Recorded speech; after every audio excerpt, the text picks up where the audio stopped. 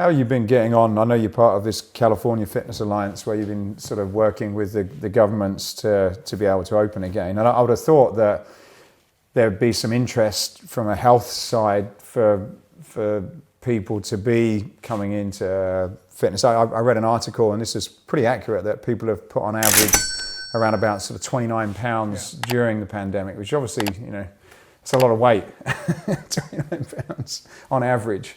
I heard that the younger people are putting on more weight than the sort of over 45s as well, which was quite interesting. So how's that conversation gone? How successful have you been? And do you feel that some of the local governments are actually aware of what fitness and people like yourselves are actually doing to prevent some of this stuff happening? Yeah, and it's not even only weight eating. I mean, it's alcoholism, it's drugs. I mean, there's a lot of stuff that.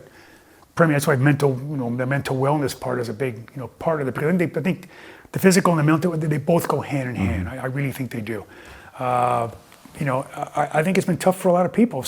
But let me get back to what you said about the CFA, California Fitness Alliance, which we formed. I know we had a group, reach out to me, about April of 2020 to form, an alliance. And this is, our competitors, my competitors. I mean, in the past, everybody was, kill or be killed around here.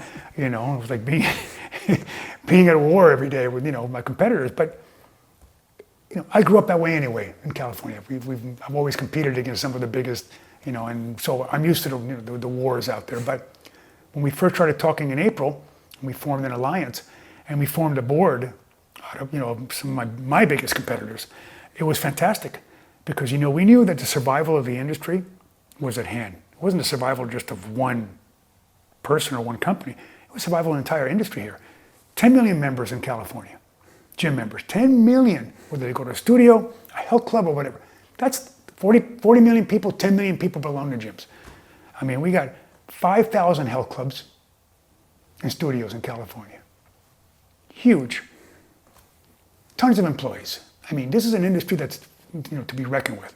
So we had to form this alliance, coalition between not only, gym owners, gym brands, but also bring in members, bring in vendors, bring in anybody that's, part of our industry here in California.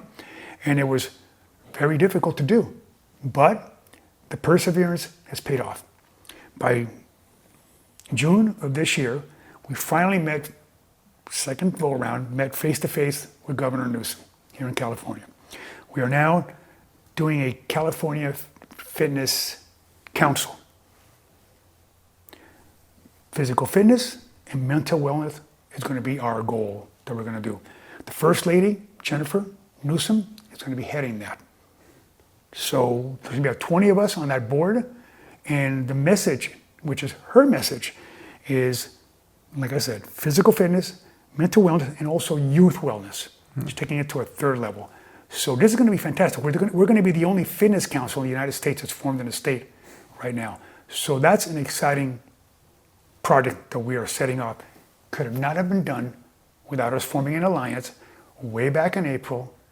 And I really got to thank, the board, that, my people that were on that board in the CFA. They did a fantastic job. They never wavered through the dark times, and we saw dark times, believe me. We thought sometimes just throwing the towel, give up, but we didn't. We met every week, we talked all the time, we would exchange information, and it got everybody so the tide rised together. So how did Newsom, I know, comes under a lot of, not always anyone's favorite person for a number of reasons. How when you approached them about this idea, were they already in support, or was there a job that you had to do to kind of make them open their eyes to kind of what was going on? Yeah, it was no man is an island. We did it as a team. We had to use lobbyists, we had to use marketing companies, we had to use the board, we had to use our members of the CFA itself. It was collaborative. We had to use legal teams. We had to strong arm the government. They were just not going to roll over and do this. It was a lot of information back and forth, but finally I think they realized that they're going to be better off in creating this message for the population. I mean, the pandemic it's a disease. It can hurt you.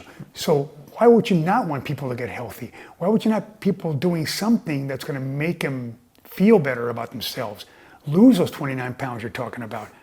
We offer that up. So I think they just went, you know what, we're going to give into it. But we had to give some stuff back to them a little bit too. Was some of it a lack of understanding, or was some of it political? Because you can see, certainly not being American, you can see a lot of these things that are going on are very political, without necessarily knowing the agenda. But in this case, was it, look, it makes sense. We weren't, there was some bits to sort out, but yeah, it makes sense. So if it makes sense, we will support it. Was that what it was like? I think there was a lot of misinformation. I think you had two groups. You had the politicians, Newsom. You had the health departments and health officials that were permeating, scare tactics all the way around. That's their job. Mm-hmm. They're going to say, hey man, here's the worst I could, they're going to give that information out. But it was, it was arbitrary. I mean, there was no science really behind what they were saying. Health clubs at the end were coming up with, I think, 0.6% of cases. That's less than the flu. So, but that they put us in those categories that we were just, hot houses for COVID, which we were all going like, oh my God, how could that even happen right now? But it was happening. But I think, look, it took a year. It didn't happen overnight, but I think we're in a good spot right now.